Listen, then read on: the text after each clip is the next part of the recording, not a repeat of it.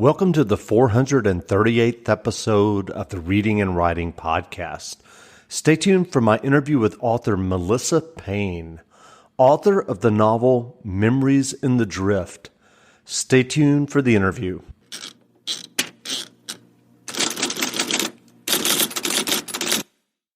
Welcome back to the Reading and Writing Podcast. My guest today is Melissa Payne, author of the new novel Memories in the Drift. Melissa's first novel, The Secret of Lost Stones, has over 2,000 five-star reviews on Amazon. Melissa, welcome to the podcast. Thanks, Jeff. It's good to be here. Great. Well, if someone hasn't heard about your new novel yet, Memories in the Drift, how would you describe the novel? Memories in the Drift is set in a small Alaskan town, and it's a story about resilience and hope, community and family, and ordinary people overcoming seemingly insurmountable circumstances. And so, do you remember the original idea or impetus that led you to write Memories in the Drift? Absolutely. I was actually just on the internet one day doing some research, and I came across a documentary on a town in Alaska called Whittier.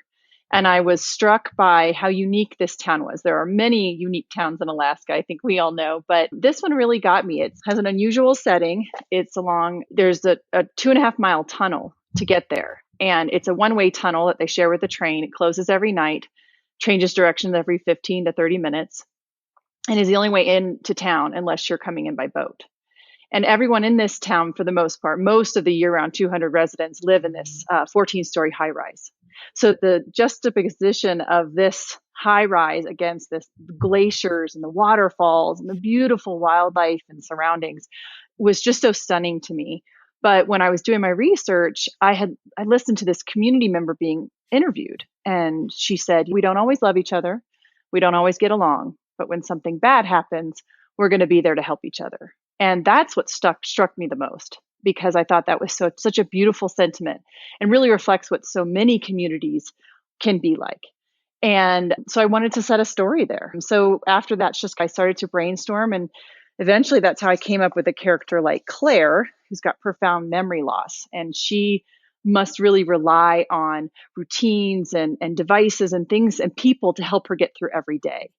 And this town where this character grew up was a perfect setting because she could remember this town and then be able to live somewhat independently there. And so, do you remember the first fiction you ever wrote? I do. Well, like way back, I can remember my third grade book that was about the lost colony, but that never really got picked up. My first one, I started seriously pursuing writing about 5, maybe it's 6 years ago now. And my first book I wrote in its entirety and went through the process of querying agents and did not get picked up for that book. So I very much remember that one because I think everyone remembers it's probably like your first kiss. You always remember your first kiss. And first books can be a sloppy. So my first book was a great way for me to learn the craft. And each book I feel is a way for me to learn this craft. But yeah, my first book was set in a small Colorado town. You can tell I like small mountain towns, and it had a lot of the small town elements as well, a little bit more magical realism in it. And so what prompted you to sit down and start writing that first novel? Had you been writing up to that point, or was there something that motivated you to sit down? I think probably like most people who fully pursue writing, I've always loved to write. With the advent of email, if you remember those days, I used to be the one who would write paragraphs of an email, compose all this to send to my friends, and then edit it and revise it and send it again. It's always something I've enjoyed. I like to express myself through thoughts. I love the challenge of sitting down and having to answer or think of a story or however it is. But prior to starting that first book, 3 or 4 years before that, I had broken my foot. And I had been a busy mom and I had some other jobs I was doing, and it made me have to stop. And because I was on a cast and I was not able to I started a blog. And the blog was more of an Irma Bombeck style of like slice of life, motherhood, marriage, that kind of stuff. But it helped me practice. It helped me get back to that practice of writing, which writing really is a practice. It is something you have to do and just keep doing in order to continue to learn and get better at it. So that's where it started. And then as the years went, I thought, I want to write a book. And that dream just blossomed into me doing it. And yeah, I feel very fortunate. I get to be now coming out with my second book, and I have a third book coming out next fall. So I'm very happy. And so was that first manuscript from 5 or 6 years ago that you queried agents, was that The Secret of Lost Stones? No, Secrets of Lost Stones was my second manuscript that I had completed. And so while I was querying, and a lot of writers know this, you hear it, we don't always internalize it. But while I was querying my first book, I started to write the second book, which was Secrets of Lost Stones. And there is something freeing about that. Once you finish that first book and you're putting it out there, you're doing the work, and you start to write that next one, it does free up the clutter in your head. And so I wrote that next one with some experience behind me, but also just a drive that I knew I needed to keep moving forward if I wanted to see this become a reality.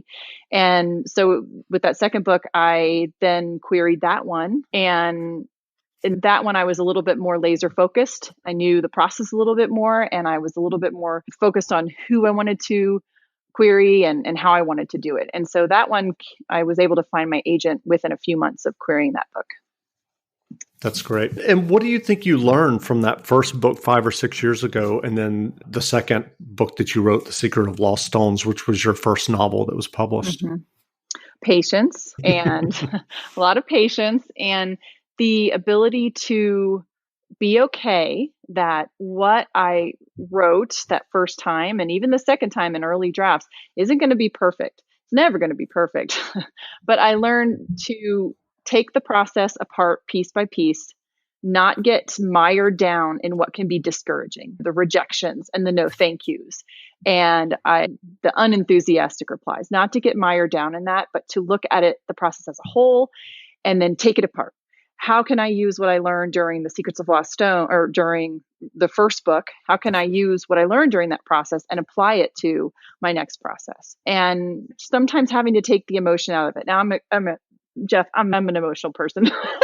So there are times where I'm not the best at taking emotion out, but I'll harp on this. It is a practice, and you have to just keep at it and keep telling yourself, here, this is what I want, and I've got to do these steps to get there. So what is your writing process like? Do you outline your novels extensively, or is it more of an organic process of seeing where the story leads you? It started off as I have an idea, and I'm going to start throwing those ideas on a piece of paper, and then the characters would develop as I went. With each book, though, as much as I would definitely describe myself as more of a pantser, someone who just writes from passion and ideas first without maybe logic. But I think that as I'm growing as an author, I am learning to do both. And I am learning that both have value and both have a place in writing. So I am learning how to bring in more of that plotting and pacing and looking at some of those elements earlier on in my writing process, as opposed to later going, oh, my character has no arc. How'd that happen? So that's definitely one of my work in progresses, but I do enjoy it. So I'm curious, do you ever sit down to a blank page and have problems getting started writing for that day? And if so, what do you do when that happens? Oh, sure. Sometimes maybe you're just not feeling it. I have taught myself to just write. And I'm sure we've all heard the phrase ugly. There's a lot of that happens. The stuff you don't hope nobody ever sees, but it is a way of getting thoughts onto your paper. And then, I don't know, if I were an artist, which I'm not, but if I had a piece of clay in front of me, just starting to make shapes might get me to an actual shape. So I guess that's what I think of a blank piece of paper is, just start writing and see where it will take you. And then you can refine your process as you go. Well, you mentioned earlier writing as a practice. What other writing advice would you offer for those who are writing their own stories and novels? The patience, the practice, perseverance, and having a willingness, I think, to step away from your work. We can get very emotionally attached, as for good reasons, to what we are creating, to the characters and the story, but they are characters and stories. So sometimes it is good to take a step back and to look at it with a more objective eye, to see where can I improve, what's weak, and then to also learn how to listen. Get people that you trust, join a critique group, Get beta readers, people that you know will give you the kind of feedback that we need as writers to take our writing to the next level, to take our storytelling to the next level. And don't be afraid to admit that we have to take our storytelling to the next level. There's no shame in having to revise and edit. And I think sometimes we can be scared of that process and think, oh no, I've screwed up. I've certainly felt that way. But it's a piece of just recognizing, no, this is a practice. I really am harping on that idea today, but it is a practice and it's something we have to just look at and continue to allow ourselves to evaluate. As much as we love these characters, how can we make them better? And how can we make their stories more compelling? You mentioned beta readers. How did you find the beta readers who read your manuscripts? It was an evolution of time and falling backwards into things and going, oh, I should have beta readers. My mom and my husband aren't the most. They may not be telling me the total truth. So I started going to conferences with my first book. When I had that first book done, I went to my first conference and I jumped in and started pitching it to agents with no idea how to pitch. But I met other writers there too. And I think that was probably the most important lesson and connection I made was to meet other writers. We are a very supportive group. I think we do want to see each other succeed. And so we can sometimes be some of the best, give really good feedback. And it also helps my process. When I can give somebody else feedback, it helps me to look at my own writing in a more critical light. So conferences were very helpful. And then just connecting to people along the way. And sometimes in those early stages, it is asking friends, but find friends who read a lot or people who don't mind giving you their opinion. Sometimes it can be very hard for people to be honest with you. And so you have to find the people who will be honest. There are more traditional paths to finding beta readers that other writers can probably speak to. I know people have formed Facebook groups, putting a call out. I didn't go that path, but I know that there are other paths like that. Sure. And what are some of the conferences that you attended? I've been to a couple of local conferences. One of the bigger ones is Rocky Mountain Fiction Writers here. And it's nice because they have tracks for people of all levels so that you can be a first-time writer or someone in the middle of writing or even someone thinking of writing and attend a conference and come away with connections and education and lots of good ideas. Great. So what fiction or nonfiction books have you read recently that you enjoyed? I just finished The Poet X by Elizabeth Acevedo, and it is actually a book done in like a poetry format, and it's fantastic.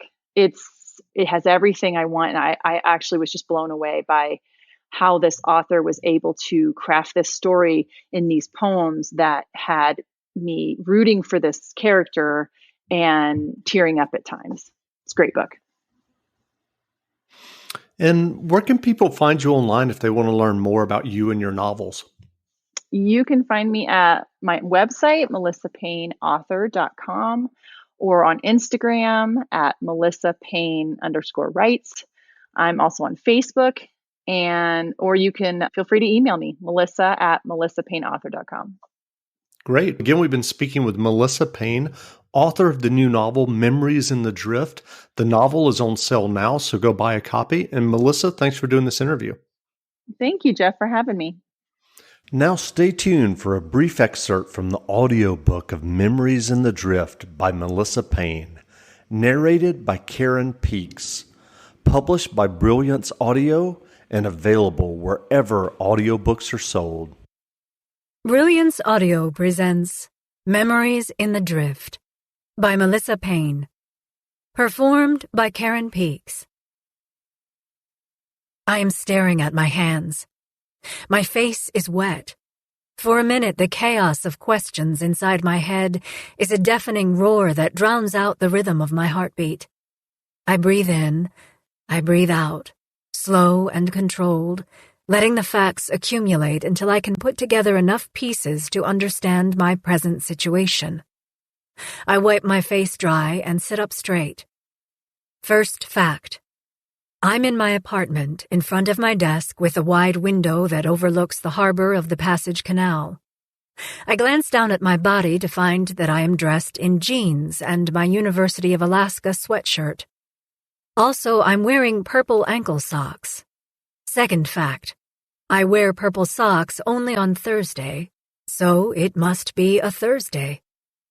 The sock thing started when I was a little girl, and I wanted to remember the days so I could keep track of when my father would return from his job as a long-haul trucker. Now it's a habit that comes in handy for a situation like this. Outside, it is not dark, but not bright either, which means, in Alaska, that it's either morning or afternoon, and not the dead of winter, when the light never brightens enough to be called day. I check my phone for the time. Bingo. Afternoon. I sit back in my swivel chair and survey my desk. From the looks of it, I was in the middle of recording the earlier part of my day and planning for the rest of it.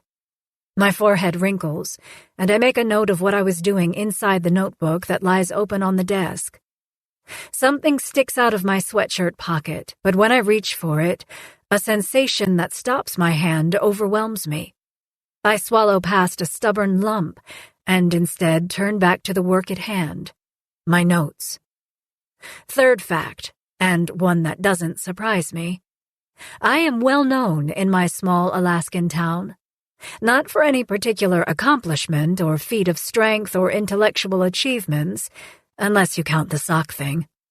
I am the woman with no short-term memory from the 14th floor. And I know this because it's written in my notebook, just above a bulleted list of to-do items I intend to complete this afternoon. Fortunately for me, the event that took my memory didn't affect my exceptional organizational skills, which helped me sail through undergrad and grad school and now, today, allow me to structure my day with confidence, even when I find myself staring at my hands for no reason. I know this because it's all in my notes, and because it's a skill I've honed since I was a little girl, when my mother couldn't leave her bedroom for weeks on end and it was garbage day or laundry day or any day where something needed to get done. But I'm not going to think about my mother right now because those thoughts take me down a rabbit hole where sadness sticks to the walls in hardened globs of old gum that breaks my fingernails when I try to scrape them off.